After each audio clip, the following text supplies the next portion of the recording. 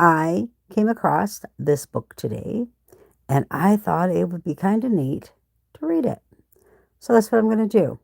I got it off of the Internet Archives. It is a free PDF. And I think this is going to be pretty fascinating. I could be wrong, never read it before, but why don't we just dive right into it? This is called Poor Richard's Almanack. Now, the one that I downloaded was from the University of Illinois Library from the collection of James Collin, Drum, Drumcondra, Ireland, purchased in 1918. That's pretty cool. Then they have like their little library card where it was checked out in 1967, 1980, and 1990. It doesn't look like it was a real popular book back then because there's only a few stamps on that. And like I said, it's called Poor Richard's Almanack. This is digitized by the Internet Archive in 2016 with funding by the University of Illinois Urbana Campaign Alternates. Benjamin Franklin. Poor Richard's Almanack by Benjamin Franklin, Richard Saunders, Philomath. Selections from the prefaces, apothegms, and rhymes with a facsimile in reduction of the Almanack for 1733. Edited by Benjamin E. Smith, published by the Century Company, New York, and it has MCM 11. And I don't know Roman numerals, but then down here it has copyright 1898 by the Century Company, Divine Press. Isn't that funny? Divine Press. And that is DE and then VINNE Press. Never heard of it. That's pretty cool. Contents, preface, the ways to wealth, proverbs and apothegms. I'm thinking that's how you pronounce that word. It's APOTHEGMS. Rhymes, predictions, facsimile, reduction. Poor Richard's Almanack. Here we go. Going to keep going, keep going. 1. Preface, 1733. There's an asterisk. The asterisk down here says Poor Richard's Almanack was first published in October 1732 for the year 1733. So it's kind of like the Britannica, I'm thinking. And was advertised in the Pennsylvania Gazette on the 19th of December. Richard Saunders, Philomath, being announced as the author, and Benjamin Franklin as the printer and publisher. Its success was immediate and great. 3 editions were printed before the close of the year, and its final sale amounted, according to Franklin, to near 10,000. After about 25 years, Franklin ceased to conduct it, but it continued to be issued until 1796. The pseudonym Richard Saunders was borrowed from the English astrologer and almanac maker of that name, and an English comic almanac. Poor Robin furnished the suggestion of Poor Richard. In the text, the original spelling and punctuation and various peculiarities of style have been preserved, but the original capitalization has not been reproduced.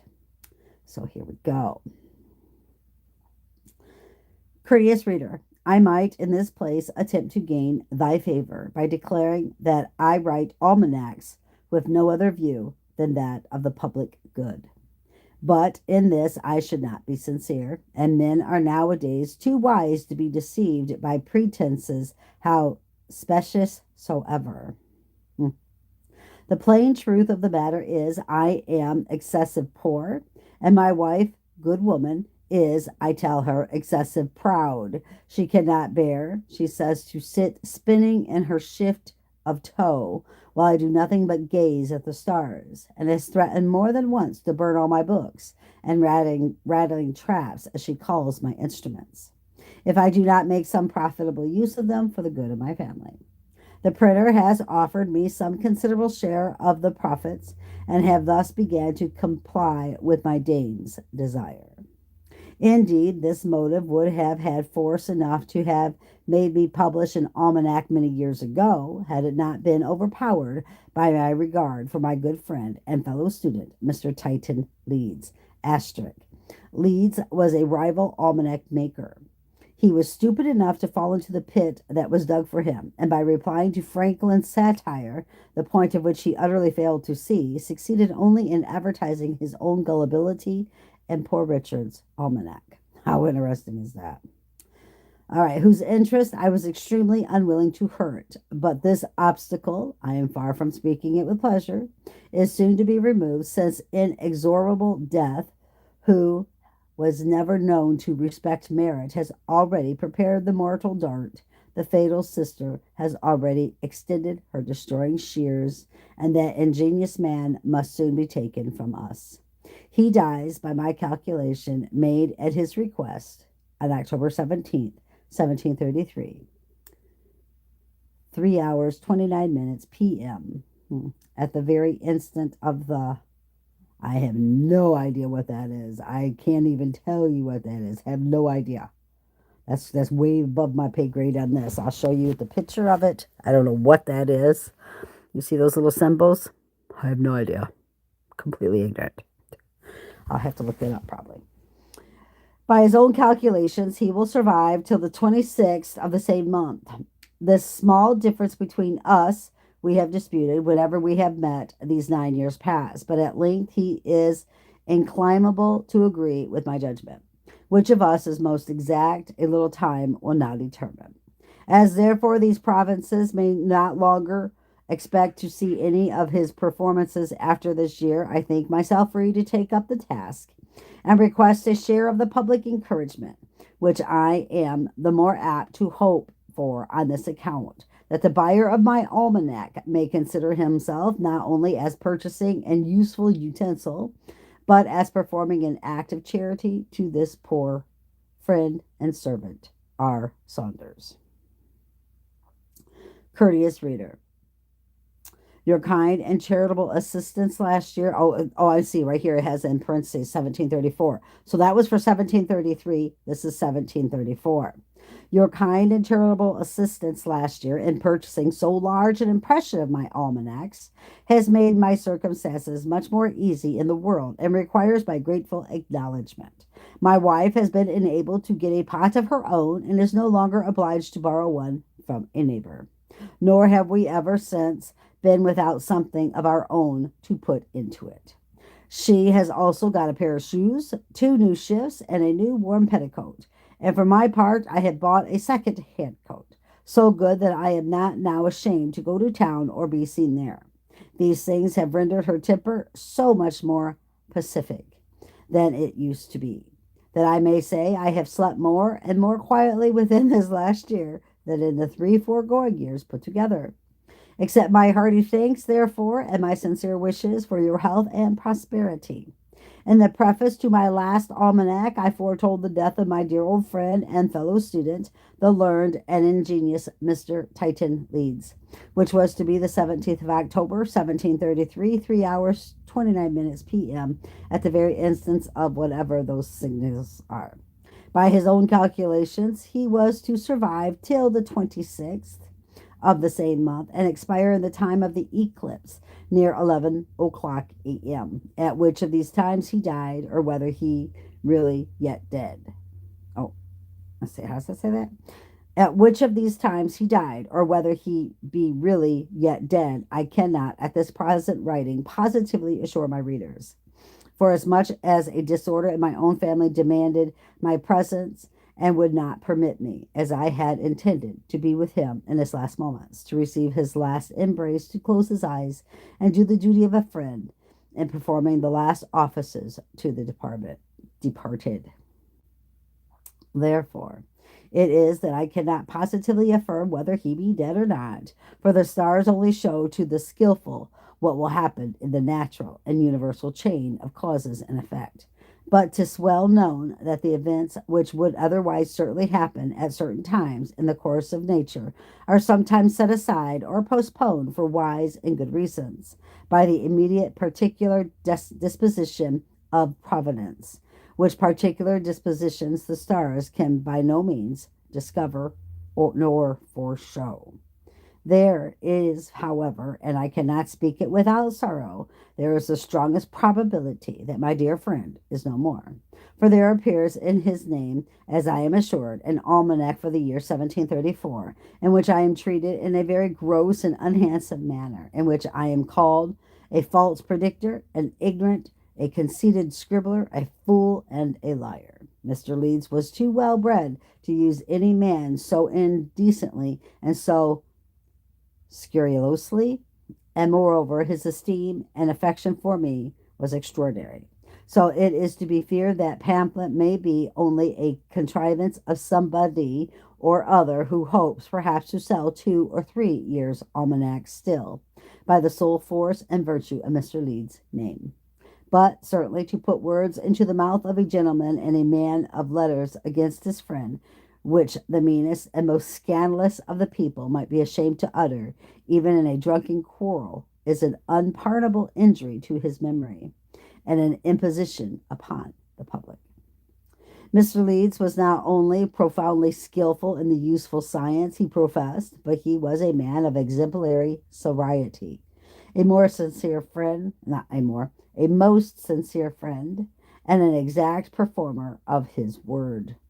These valuable qualifications, with many others, so much endeared him to me, that although it should be so, that contrary to all probability, contrary to my prediction and his own, he might possibly be yet alive, yet my loss of honor as a prognosticator cannot afford me so much mortification as his life, health, and safety would give me joy and satisfaction. I am courteous and kind reader, your poor friend and servant, R. Saunders, October 30th, 1733. 1735. Courteous reader, this is the third time of my appearing in print, whitherto very much to my own satisfaction, and I have reason to hope to the satisfaction of the public also, for the public is generous and has been very charitable and good to me. I should be grateful then if I did not take every opportunity of expressing my gratitude for ingratium. I can't say those words. I think it's Greek, so I'm going to bypass. I therefore return the public my most humble and hearty thanks. Whatever may be the music of the spheres, how great soever the harmony of the stars, 'tis certain there is no harmony among the stargazers, but they are perpetually growling and snarling at one another like strange curs, or like some men at their wives. I had resolved to keep the peace on my own part and affront none of them, and I shall persist in that resolution. But having received much abuse from Titan Leeds, deceased, Titan Leeds, when living, would not have used me so. I say, having received much abuse from the ghost of Titan Leeds, who pretends to be still living, and to write almanacs in spite of me and my predictions, I cannot help saying that though I take it patiently, I take it very unkindly. And whatever he may pretend, 'tis undoubtedly true that he is really defunct and dead. First, because the stars are seldom disappointed, never but in the case of wise men, sapiens dama, I don't know that word, and they foreshadowed his death at the time I predicted it. Secondly, 'twas requisite and necessary he should die punctually at the time for the honor of astrology, the art professed both by him and his father before him. Thirdly, 'tis plain to every one that reads his two last almanacs for 1734 and 35 that they are not written with that life his performances used to be written with. The wit is low and flat, the little hints dull and spiritless. Nothing smart in them, but Hudibras verses against astrology at the heads of the months in the last, which no astrologer, but a dead one would have inserted, and no man living would or could write such stuff as the rest. But lastly, I shall convince him from his own words that he is dead. And I can't say those words, they're Latin. For in his preface to his almanac in 1734, he says, Saunders adds another gross falsehood in his almanac, visual, that by my own calculations I shall survive until the 26th of the said month, October 1733, which is as untrue as the former. Now, if it be Leeds says untrue and gross falsehood that he survived till the 26th of October, 1733, then it is certainly true that he died before that time. And if he died before that time, he is dead now. To all intents and purposes, anything he may say to the contrary, notwithstanding. And at that, no, no, no. And at what time before the 26th is it so likely he should die as the time by me predicted, the 17th of October aforesaid?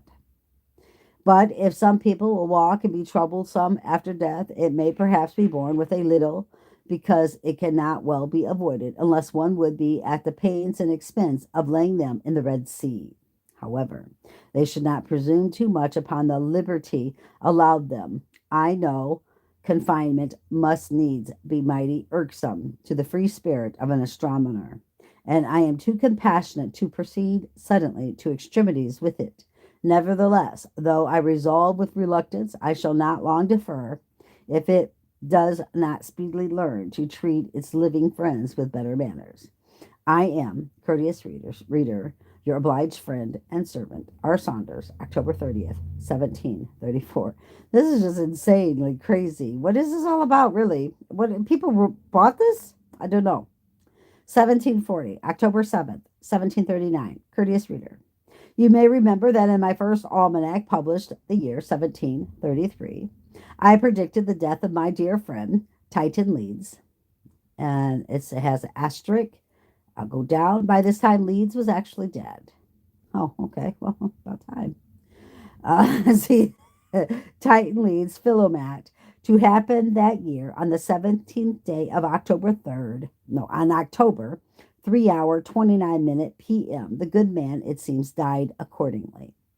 But WB and AB, and it's an asterisk, and it's William Bradford and Andrew Bradford printers, have continued to publish almanacs in his name ever since, asserting for some years that he was still living. At length, when the truth could no longer be concealed from the world, they confessed his death in their almanac for 1739, but pretend that he died not till last year, and that before his departure he had furnished them with calculations for 7 years to come. Ah, my friends, these are poor shifts and thin disguises, of which indeed I should have taken little or no notice, if you had not at the same time accused me as a false predictor, an aspersion that the more affects me, as my whole livelihood depends on a contrary character. But to put this matter beyond dispute, I shall acquaint the world with a fact as strange and surprising as it is true, being as follows. On the 4th instant, towards midnight, as I sat in my little study writing this preface, I fell fast asleep, and continued in that condition for some time without dreaming anything to my knowledge. On awakening, I found lying before me the following: Dear friend Saunders, my respect for you continues even to this separate state, and I am grieved to see the aspirations thrown on you by the malevolence of adversar- um, avaricious publishers of almanacs who envy your success. They say your prediction of my death in 1733 was false, and they pretend that I remain alive many years after. But I do hereby certify that I did actually die at that time, precisely at the hour you mentioned, with a variation only of 5 minutes and 53 seconds, which must be allowed to be no great matter in such cases. And I do farther declare that I furnished them with no calculations of the planet's motions, and 7 years after my death, as they are pleased to give out, so that the stuff they publish as an almanac in my name is no more mine than 'tis yours. You will wonder, perhaps, how this paper comes written on your table. You must know that no separate spirits are under any confinement till after the final settlement of all accounts. That's lying. In the meantime, we wander where we please, visit our old friends. Well, that's deceiving. That's a lie. Will we please visit our old friends, observe their actions, enter sometimes into their imaginations, and give them hints, walking or sleeping, that we may be of advantage to them. Finding you asleep, I entered your left nostril, dear God in heaven. Oh my God, I don't even know what to say. I don't even have words right now. I'm kind of dumbfounded. I'm a bit stupefied. This was going on back in 1739. Are you for real? Whoa. Okay. Finding you asleep, I entered your left nostril, ascended into your brain, found out where the ends of those nerves were fastened that move your right hand and fingers, by the help of which I am now writing unknown to you. So he's using the body of this man that's asleep by entering his left nostril and now using his limbs to write a letter to him. Am I reading this correctly? Is this what was really written in 1739? Are you serious? Okay. Sorry. By the help of which I am now writing unknown to you. But when you open your eyes, you will see that the handwriting is mine, though wrote with yours. The people of this infidel age perhaps will hardly believe this story, but you may give them these three signs by which they shall be convinced of the truth of it. About the middle of June next, and then I don't know, it's got J, then whatever, Philomat shall be openly reconciled to the Church of Rome and give all his goods and chattels to the chapel, being perverted by a certain country schoolmaster. On the 7th of September, oh, and then the asterisk is John German, another writer of almanacs. So that's who that, about the middle of June, that's John German. Okay. Oh, I'm trying to take it serious, but I really can't. Okay. On the 7th of September, following my old friend WB, and it's got dot, dot, dot, dot. Doesn't tell me who that is. Shall be sober 9 hours to the astonishment of all his neighbors. And about the same time, WB and AB will publish another almanac in my name, in spite of truth and common sense. As I could see much clearer into the futurity, since I got free from the dark prison of flesh in which I was continually molested and almost blinded with fogs arising from tiff and the smoke of burnt drums or drams, I shall, in kindness to you, frequently give you information of things to come, for the improvement of your almanac, being, dear Dick, your affectionate friend. But I, I don't even know what to say right now. I'm a little bit, I don't even know what I am. This is just, okay, let's keep going. For my own part, I am convinced that the above letter is genuine. If the reader doubts of it, let him carefully observe the three signs. And if they do not actually come to pass, believe as he pleases. I am his humble friend, R. Saunders. 1737. Courteous and kind reader, this is the fifth time I have appeared in public, chalking out the future year for my honest countrymen, and foretelling what shall and what may not come to pass, in which I have the pleasure. So these are fortune tellers. That's what an almanac was back then. Am I understanding this correctly? I could be wrong, but that's what it sounds to me like. That these people were fortune tellers. They were astrologers. They read the stars and then they wrote it down. Is that what the almanac is about? Oh my God, I never thought. Farmer's Almanac? I wonder if that is what it's about. Well, I don't know. Let's continue. Let's continue. Huh. This is the fifth time I have appeared in public, chalking out the future year for my honest countrymen, and foretelling what shall and what may not come to pass, in which I have the pleasure to find that I have given general satisfaction. Indeed, among the multitude of our astrological predictions, 'tis no wonder if some few fail, for without any defect in the art of itself, 'tis well known that a small error, a single wrong figure, overseen in a calculation, may occasion great mistakes. But however, we almanac makers, they are like the farmer's almanac, may miss it in other things. I believe it will be generally allowed that we always hit the day of the month, and that I suppose is esteemed one of the most useful things in an almanac. As to the weather, if I was to fall into the method my brother John sometimes uses and tell you, Snow here or in New England, rain here or in South Carolina, cold to the northward, warm to the southward, and the like. Whatever errors I might commit, I should be something more secure of not being detected in them. And it's like, oh my God, are you serious? Okay, okay. Meteorologists, too, are almanac people that predict the future. I never looked at it that way. But I consider it will be of no service to anybody to know what weather it is 1,000 miles off, and therefore I always set down positively what weather my reader will have, be he here, be he where he will at the time. We modestly desire only the favorable allowance of a day or two before and a day or two after, the precise day against which the weather is set. And if it does not come to pass accordingly, let the fault be laid upon the printer, who, 'tis very like, may have transposed or misplaced it, perhaps for the conveniencies of putting it in his holidays. And since, in spite of all I can say, people will give him great part of the credit of making my almanacs, 'tis but reasonable he should take some share of the blame. I must not omit here to thank the public for the gracious and kind encouragement they have hitherto given me. But if the generous purchaser of my labors could see how often his Fapence helps to light up the comfortable fire, line the pot, fill the cup, and make glad the heart of a poor man and an honest, good old woman, he would not think his money ill laid out, though the almanac of his friend and servant, our Saunders, were one half blank paper. Let's see. It'll make sense.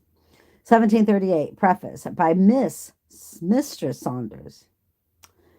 Dear readers, my good man set out last week for Potomac to visit an old stargazer of his acquaintance and see about a little place for us to settle and end our days in. He left a copy of his almanac sealed up and bid me to send it to the press. I suspected something, and therefore, as soon as he was gone, I opened it to see if he had not been flinging some of his old skits at me. Just as I thought, so it was, and truly, for want of something else to say, I suppose he had put into his preface that his wife Bridget was this and that and to other. What a piece, pisade? What a pisades? Can I, what? What a piscades? Cannot I have a little fault or two, but all the country must see it in print. They have already been told at one time that I am proud, another time that I am loud, and that I have got a new petticoat and an abundance of such kind of stuff. And now, forsooth, all the world must know that poor Dick's wife has lately taken a fancy to a drink, a little tea now and then. A mighty matter, truly, to make a song of. 'Tis true, I had a little tea of a present from the printer last year, and what must a body throw it away? In short, I thought the preface was not worth a printing, and so I fairly scratched it all out. And I believe you'll like our almanac never the worse for it. Upon looking over the months, I see he has put in abundance and of foul weather this year, and therefore I have scattered here and there, where I could find room, some fair, pleasant, sunshiny, etc., for the good women to dry their clothes in. If it does not come to pass according to my desire, I have shown my goodwill, however, and I will hope they'll take it in good part. I had a design to make some other corrections, and particularly to change some of the verses that I don't very well like. But I have just now, unluckily, broke my spectacles, which obliges me to give it you as it is and conclude your loving friend Bridget Saunders. I God, oh my God. Really the 1700s this was going on. You will excuse me, dear friends, that I afford you no eclipses of the moon this year. The truth is, I do not find they do any good. When there is one, you are apt in observing it to expose yourself too much and too long to the night air, whereby great numbers of you get your cold, which was the case last year to my very great concern. However, if you will promise to take more care of yourselves, you shall have a fine one to stare at the next year, the year next after next. Oh my God. 1742. Courteous reader, this is the 9th year of my endeavors to serve thee in the capacity of a calendar writer. The encouragement I have met must be ascribed in a great measure to your charity, excited by the open, honest declarations I made of my poverty at my first appearance. This my brother, Philomaths, could, without being conjurers, discover, and poor Richard's success has produced, yea, a poor Will, and a poor Robin, and no doubt poor John, etc., will follow. And we shall all be in name with some folks say we are already, in fact, a parcel of poor almanac makers. During the course of these 9 years, without buffeting, have I not sustained. The fraternity have been all in arms. Honest Titan, deceased, was raised and made to abuse his old friend. Both authors and printers were angry. Hard names and many were bestowed on me. They denied me to be the author of my own works, declared there never was any such person, asserted that I was dead 60 years ago, prognosticated my death to happen within a 12-month, with many other malicious inconsistencies, the effects of blind passion, envy at my success, and a vain hope of depriving me, dear reader, of thy wonted countenance and favor. Who knows him? They cry. Where does he live? What is that to them? If I delight in a private life, have they any right to drag me out of my retirement? I have good reason for concealing the place of my abode. 'Tis time for an old man, as I am, to think of preparing for his great remove. The perpetual teasing of both neighbors and strangers to calculate nativities, give judgment on schemes, erect figures, discover thieves, detect horse dealers, describe the route of runaways and strayed cattle, the crowd of visitors with 1,000 trifling questions. Will my ship return safe? Will my mare win the race? Will her next colt be a pacer? When will my wife die? Who shall be my husband? And how long first? When is the best time to cut hair, trim? I'm so sorry, you guys. I just thought. Hmm. Okay. When is the best time to cut? I'm so sorry, you guys. Have mercy. Okay. Just stop.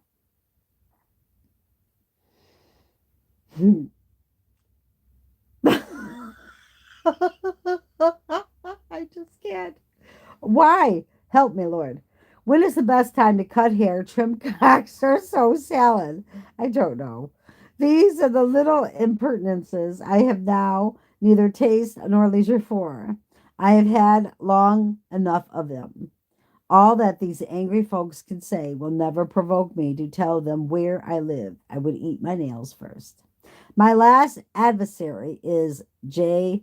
and that's German Philomat, who declares and protests in his preface, 1741, that the false prophecy put in my almanac concerning him the year before is altogether false and untrue, and that I am one of Baal's false prophets. This false prophecy he speaks of related to his reconciliation with the Church of Rome, which notwithstanding his declaring and protesting is, I fear, too true.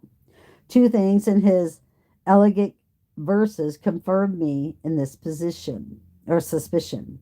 He calls the 1st of November by the name of All Hallows Day. Really?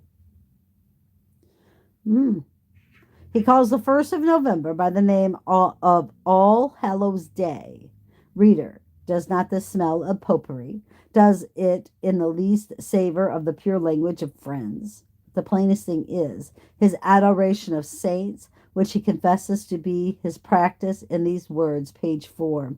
When any trouble did me befall, to my dear Mary, then I would call. Yeah, that's Catholic. Did he think the whole world were so stupid as not to take notice of this, so ignorant as not to know that all Catholics pay the highest regard to the Virgin Mary? Ah, friend John, we must allow you to be a poet, but you are certainly no Protestant or Protestant. I could heartily wish your religion were as good as your verses. Richard Saunders. Wow. 1748, kind reader. The favorable reception my annual labors have met with from the public these 15 years past has engaged me in gratitude to endeavor some improvement of my almanac. And since my friend Taylor is no more, whose ephemerides so long and so agreeably served and entertained these provinces, I have taken the liberty to imitate his well known method and give 2 pages for each month, which affords me room for several valuable additions, as well best appear on inspection and comparison with former almanacs. Yet I have not so far followed his method as not to continue my own where I thought it preferable, and thus my book is increased to a size beyond his and contains much more matter. Hail night serene, through three, wherever we turn, our wondering eyes heaven's lamps profusely burn, and stars unnumbered all the sky adorn. But lo, what's that I see appear? It seems far off a pointed flame. From earthwards to the shining meteor came. How swift it climbs the ethereal space, and now it traverses each sphere, and seems some knowing mind familiar to the place, hand in glass, the longest straight prepare. 'Tis Taylor's soul that travels there. Oh, stay, thou happy spirit, stay, and lead me on through all thy unbeaten wilds of day, where plants and pure streams of ether driven swim through the blue expanse of heaven. There let me, thy companion, stray from orb to orb, and now behold unnumbered suns, all seas of molten gold, and trace each other's comets' wandering way. How interesting. Streams of ether. They even have ether on there? That's bizarre. Okay. Souse down into prouse again, my moose. For poetry is no more thy element than air is of the flying fish, whose flights like thine are therefore always short and heavy. Here follows a long account of an Arctic winter. And now, my tender reader, thou that shudderest when the wind blows a little at northwest and cries, "'Tis extreme cold, 'tis terrible cold." What dost thou think of removing to that delightful country? Or dost thou not rather choose to stay in Pennsylvania, thanking God that he has because thy lines to fall in pleasant places? I am thy friend to serve thee. R. Sanders. 1750. To the reader, the hope of acquiring lasting fame is, with many authors, a most powerful motive to writing. Some, though few, have succeeded, and others, though perhaps fewer, may succeed hereafter, but be as well known to posterity by their works as the ancients are to us. The Philomaths, as ambition of fame as any other writers whatever, after all our painful watchings and laborious calculations, have the constant mortification to see our works thrown by at the end of the year, and treated as mere waste paper. Our only consolation is that, short-lived as they are, they outlive those of most of our contemporaries. Yet, condemned to renew the Sisyphine toil, we every year heave another heavy mass up the Muses' hill, which never can the summit reach, and soon comes tumbling down again. This, kind reader, is my 17th labor of the kind. Through thy committed goodwill, they have procured me, if no bays, at least pence, and the latter is perhaps the better of the two, since it is not an improbable that a man may receive more solid satisfaction from pudding while he is living than from praise after he is dead. In my last, a few faults escaped. Some belong to the author, but most to the printer. Yeah, let's praise the printer. Let each take his share of the blame, confess and amend for the future. In the second page of August, I mentioned 120 as the next perfect number to 28. It was wrong. 120 being no perfect number, the next to 28, I find to be 496. What on earth that means, I have no clue. The first of six, let the curious reader, fond of mathematical questions, find the fourth. In the second page of March, in some copies, the Earth's circumference was said to be nigh 4,000 instead of 24,000 miles, the figure 2 being omitted at the beginning. This was Mr. Printer's fault, who being also somewhat, oh my goodness, what on earth does this mean? I don't even know what this means, and I just don't even know if I can say it. Who being also somewhat niggardly of his vowels, as well as profuse of his consonants, put in one place among the poetry mad instead of made, and in another wrapped instead of warped, to the utter demolishing of all sense in those lines, leaving nothing standing but the rhyme. These and some others of a like kind let the reader forgive or rebuke him for, as to their wisdom and goodness shall seem meet. For in such cases the loss and damage is chiefly to the reader, who, if he does not take my sense at first reading, 'tis odds he never gets it. For 10 to 1 he does not read my works a second time. Printers, indeed, should be very careful how they omit a figure or a letter, for by such means sometimes a terrible alteration is made in the sense. I have heard that once in a new edition of the Common Prayer, the following sentence, we shall all be changed in a moment in the twinkling of an eye, by the omission of a single letter became we shall all be hanged.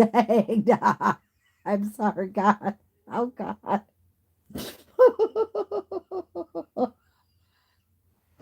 Okay.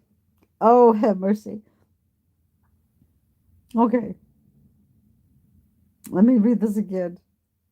I have heard that once in a new edition of the Common Prayer, which I do have the Common Prayer book, that's where the Tartary map is in, the following sentence, we shall all be changed in a moment in the twinkling of an eye. But the omission of a single letter became, we shall all be hanged in a moment.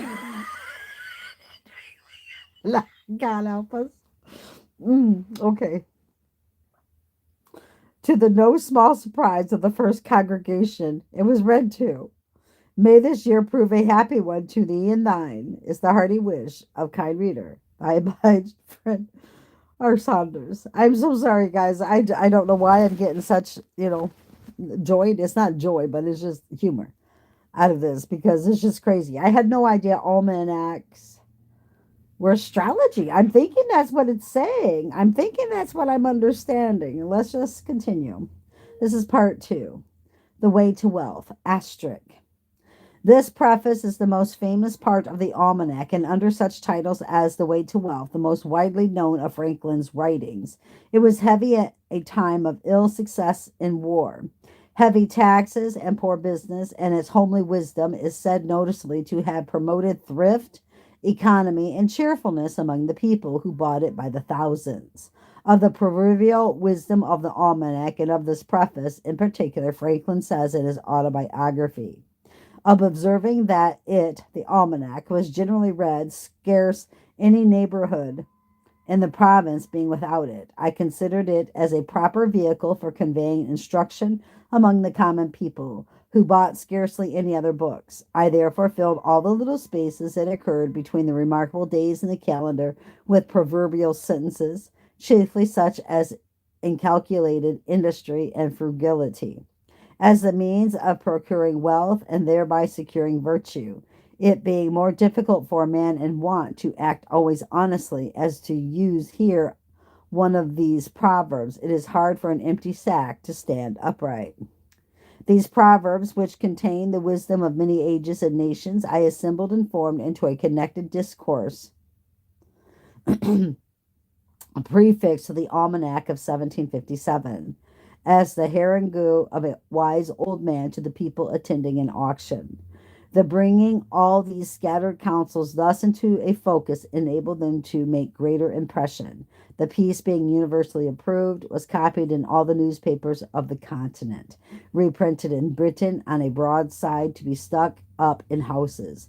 2 translations were made of it in French, and great numbers bought by the clergy and gentry to distribute gratis among their poor parishioners and tenants.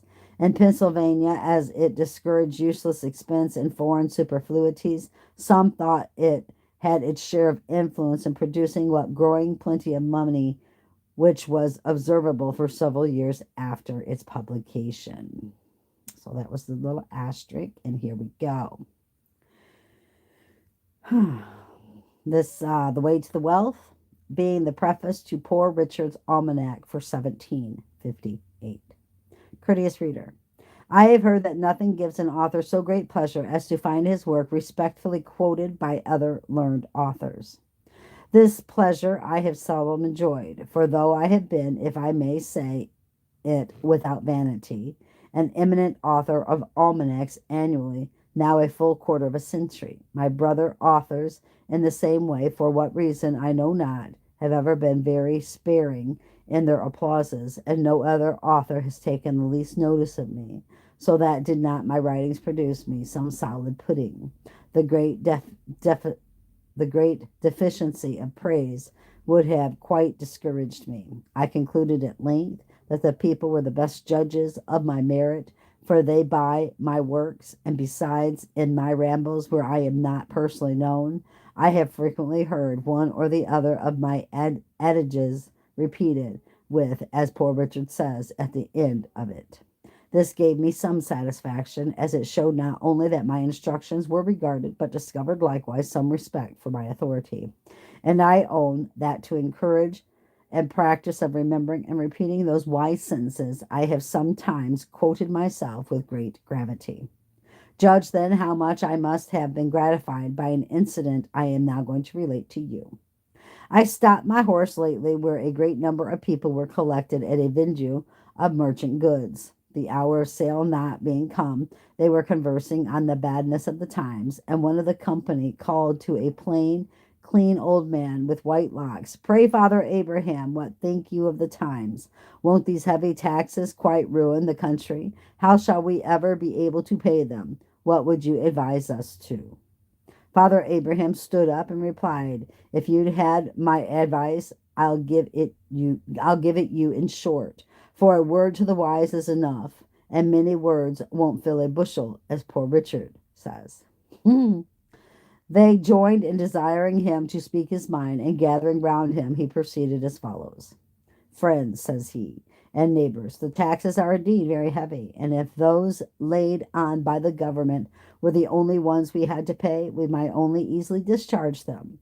But we have many others, and much more grievous to some of us. We are taxed twice as much by our idleness, 3 times as much by our pride, and 4 times as much by our folly. And for these taxes the commissioners cannot ease or deliver us by allowing an abatement. However, let us hearken to good advice, and something may be done for us. God helps them that helps themselves, as poor Richard says in his Almanack in 1733. It would be thought a hard government that should tax its people 1/10 part of their time to be employed in its service, but idleness taxes many of us much more, if we reckon all that is spent in absolute sloth or doing of nothing, with which is spent in idle employments and amusement that amount to nothing. Sloth, by bringing on diseases, absolutely shortens life. Sloth, like rust, consumes faster than labor wears, while the used key is always bright, as poor Richard says. But dost thou love life, then do not squander time, for that's the stuff life is made of, as poor Richard says. How much more, then, is necessary do we spend in sleep, forgetting that the sleeping fox catches no poultry, and that there will be sleeping enough in the grave, as poor Richard says. If time be of all things the most precious, wasting time must be, as poor Richard says, the greatest prodigality, since, as he elsewhere tells us, lost time is never found again. And what we call time enough always proves little enough. Let us then be up and down and doing, not up and down, forgive me. Let us then be up and doing to the purpose, so by diligence shall we do more with less perplexity.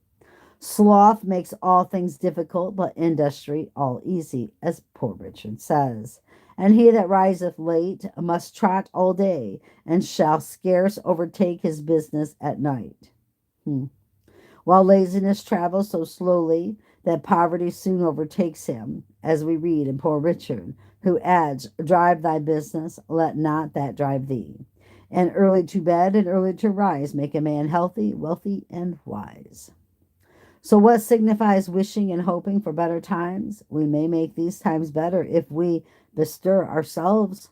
Industry need not wish, as Poor Richard says, and he that lives upon hope will die fasting. There are no gains without pains. Then help hands, for I have no, I don't know who that is, so let me not answer that. Okay. Industry need not wish, as Poor Richard says, and he that lives upon hope will die fasting. There are no gains without pains, then help hands, for I have no lands, or if I have, they are smartly taxed. And as Poor Richard likewise observes, he that hath a trade hath an estate, and he that hath a calling hath an office of profit and honor. But then the trade must be worked at, and the calling well followed, or neither the estate nor the office will enable us to pay our taxes. If we are industrious, we shall never starve. For as Poor Richard says, at the working man's house hunger looks in, but dares not enter. Nor will the bailiff or the constable enter, for industry pays debts, while despair increaseth them, says Poor Richard. What though you have found no treasure, nor has any rich relation left you a legacy? Diligence is the mother of good luck, as Poor Richard says. And God gives all things to industry. Then plow deep, while sluggards sleep, and you shall have corn to sell and to keep, says Poor Dick. Work while it is called today, for you know not how much you may be hindered tomorrow, which makes Poor Richard say, one today is worth two tomorrows, and farther, have you somewhat to do tomorrow to do it today. If you were a servant, would you not be ashamed that a good master should catch you idle?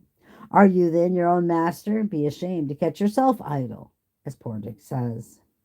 When there is so much to be done for yourself, your family, your country, your gracious king, be up by peep of day. Let not the sun look down and say, inglorious, here he lies.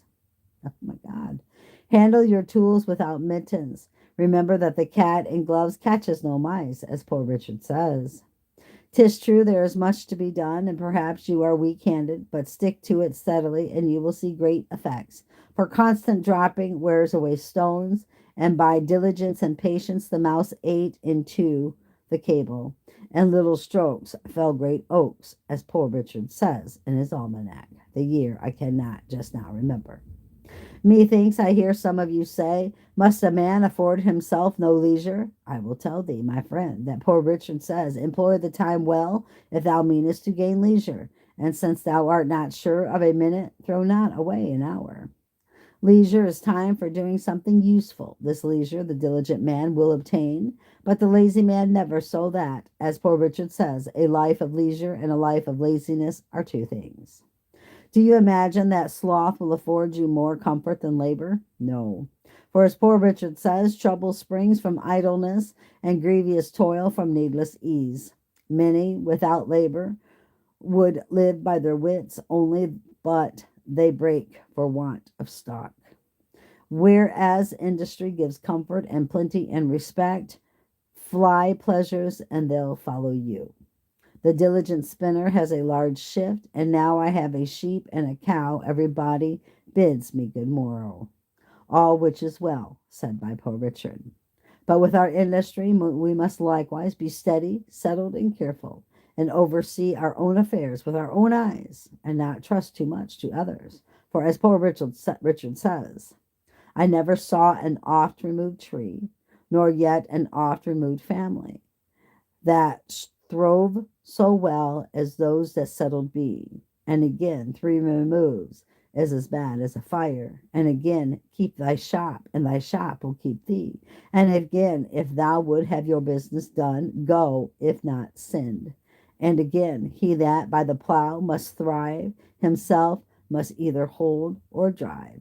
And again, the eye of a master will do more work than both his hands. And again, want of care does us more damage than want of knowledge. And again, not to oversee workmen is to leave them your purse open. Trusting too much to others, care is the ruin of many. Yeah, trusting too much to others' care is the ruin of many. For as the Almanack says, in the affairs of this world men are saved, not by faith, but by the want of it. But a man's own care is profitable. Stop. But a man's own care is profitable. For saith poor Dick, learning is to the studious, and riches to the careful, as well as power to the bold, and heaven to the virtuous. And farther, if you would have a faithful servant, and one that you like, serve yourself. And again, he advises to circumspection and care even in the smallest matters, because sometimes a little neglect may breed great mischief, adding, for want of a nail, the shoe was lost. For want of a shoe, the horse was lost, and for want of a horse, the rider was lost, being overtaken and slain by the enemy, all for want of care about a horseshoe nail. Huh. So much for industry, my friends, and attention to one's own business. But to these we must add frugality, if we would make our industry more certainly successful. A man may, if he knows not how to save as he gets, keep his nose all his life to the grindstone, and die not worth a groat at last. A fat kitchen makes a lean will, as poor Richard says, and many estates are spent in the getting, since women for tea forsook spinning and knitting, and men for punch forsook hewing and splitting. If you would be wealthy, says he in another almanac, think of saving as well as of getting. The Indies have not made Spain rich because her outgoes are greater than her incomes. Away then with your expensive follies, and you will not have so much cause to complain of hard times, heavy taxes, and chargeable families. For as poor Dick says, women and wine, game and deceit make the wealth small and the wants great. And farther, what maintains one vice would bring up two children. You may think perhaps that a little tea or a little punch now and then, diet a little more costly, clothes a little finer, and a little entertainment now and then can be no great matter. But remember what poor Richard says, many a little makes a nickel. What? Let's see. Poor Richard says, many a little makes a mickle, and farther, beware of little expenses. A small leak will sink a great ship. And again, who dainties love shall beggars prove, and moreover, fools make feast, and wise men eat them. Here you are all got together at this venue of fineries and knickknacks. You call them goods, but if you do not take care, they will prove evils to some of you. You expect they will be sold cheap, and perhaps they may be less than they cost. But if you have no occasion for them, they must be dear to you. Remember what poor Richard says, buy what thou hast no need of, and ere long thou shalt sell thy necessaries. What? Remember what poor Richard says, buy what thou hast no need of, and are long. Oh, no. Let me say it one more time. I'm so sorry, guys. Remember what poor Richard says, buy what thou hast no need of, and ere long thou shalt sell thy necessaries. And again, at a great pennyworth, pause a while. He means that perhaps the cheapness is apparent only and not real, or the bargain, by straightening thee in thy business, may do thee more harm than good. For in another place he says, many have been ruined by buying good pennyworths. Again, poor Richard says, 'tis foolish to lay out money in a purchase of repentance, and yet this folly is practiced every day at venues, for want of minding the almanac. Wise men, as poor Dick says, learn by others' harms, fools scarcely by their own. But Felix, I can't say those words, I think it's Latin. Many a one, for the sake of finery on the back, have gone with a hungry belly, and half starved their families. Silks and satins, scarlet ends, velvets, as poor Richard says, put out the kitchen fire. These are not the necessaries of life. They can scarcely be called the conveniences, and yet only because they look pretty. how many want to have them. The artificial wants of mankind thus become more numerous than the natural. And as poor Dick says, for one poor person there are 100 indigent. By these and other extravagances, the genteel are reduced to poverty and forced to borrow of those whom they formerly despised, but who through industry and frugality have maintained their standing, in which case it appears plainly that a plowman on his legs is higher than a gentleman on his knees, as poor Richard says. Perhaps they have had a small estate left them, which they knew not the getting of. They think it's day and will never be night, that a little to be spent out of so much is not worth minding.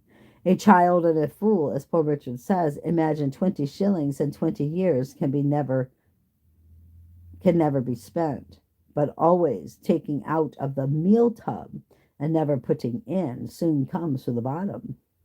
Then, as poor Dick says, when the well's dry, they know the worth of water. Huh. Some of these things are really wise, actually.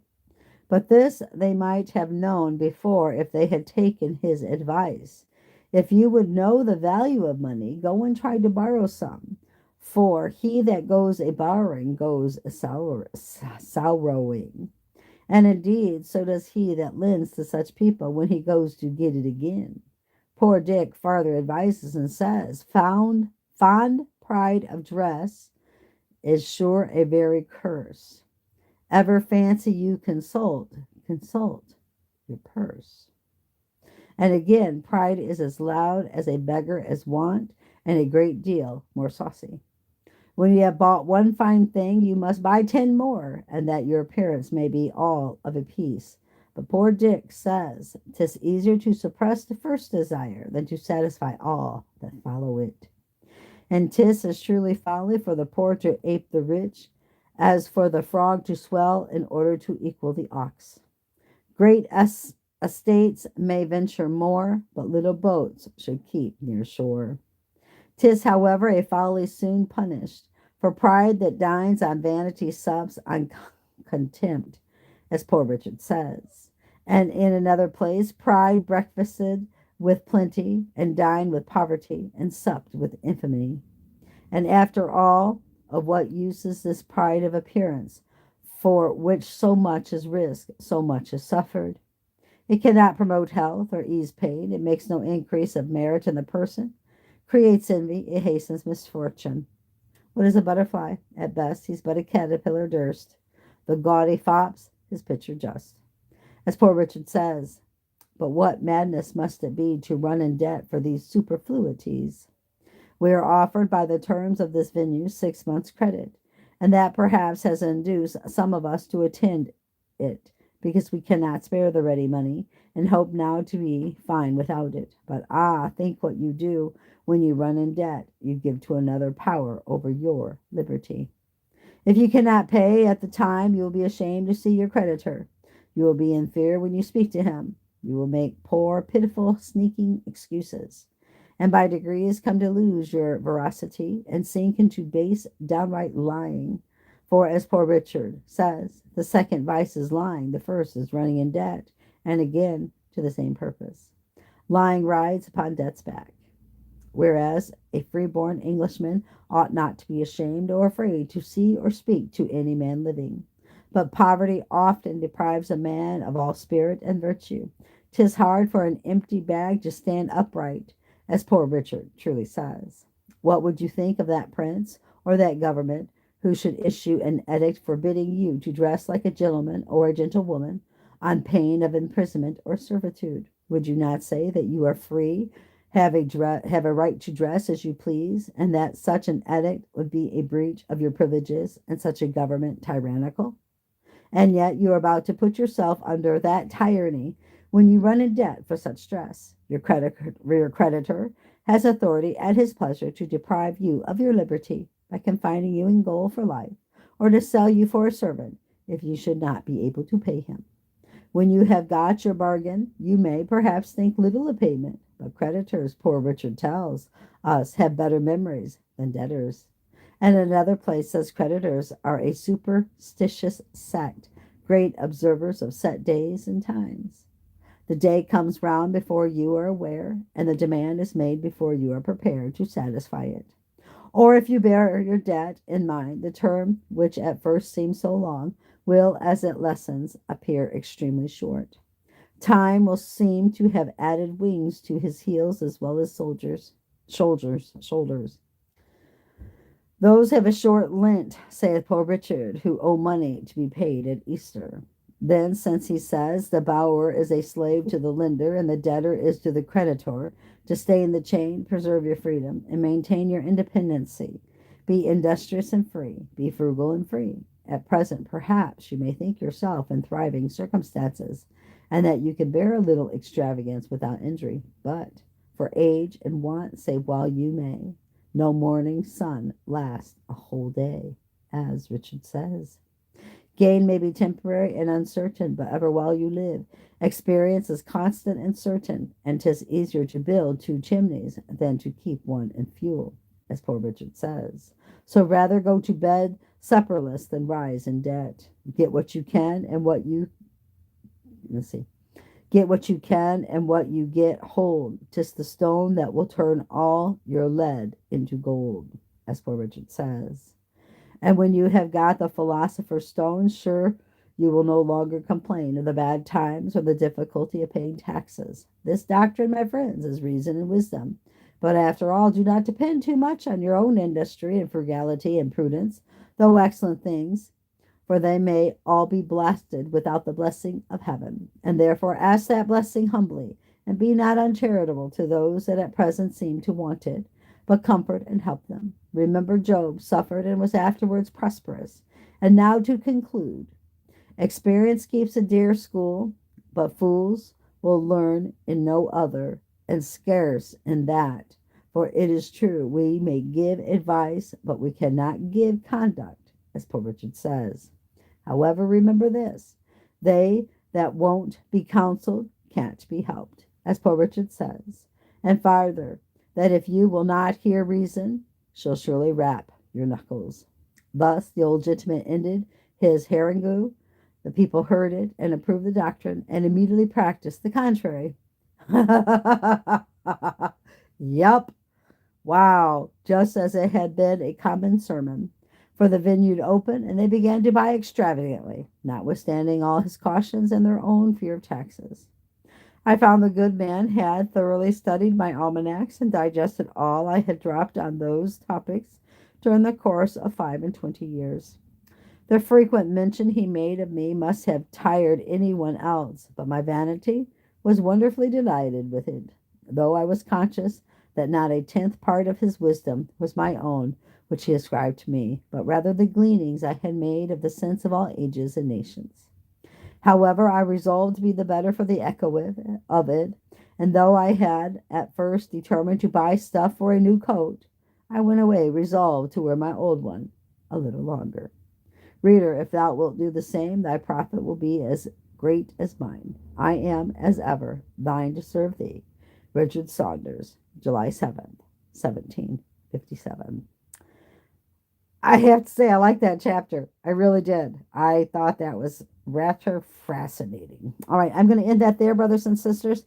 I don't know if anyone else is going to enjoy this as much as obviously I have already enjoyed it. It is kind of crazy, though, because I never knew almanacs was from astrology. Didn't know, I never knew that. I don't think I've ever bought an almanac, but I've always heard, the farmer almanac says this and says that. I never connected the dots. Very interesting. Okay, so until next time, brothers and sisters, keep your eyes on Jesus and your nose in the book, which is the Word of God. And let us, you and I, embed the Word of God upon the tablets of our hearts, so we will not sin against God or be deceived. And let us not be a hearer only, but let us be a doer of the Word. God bless y'all. Bye-bye.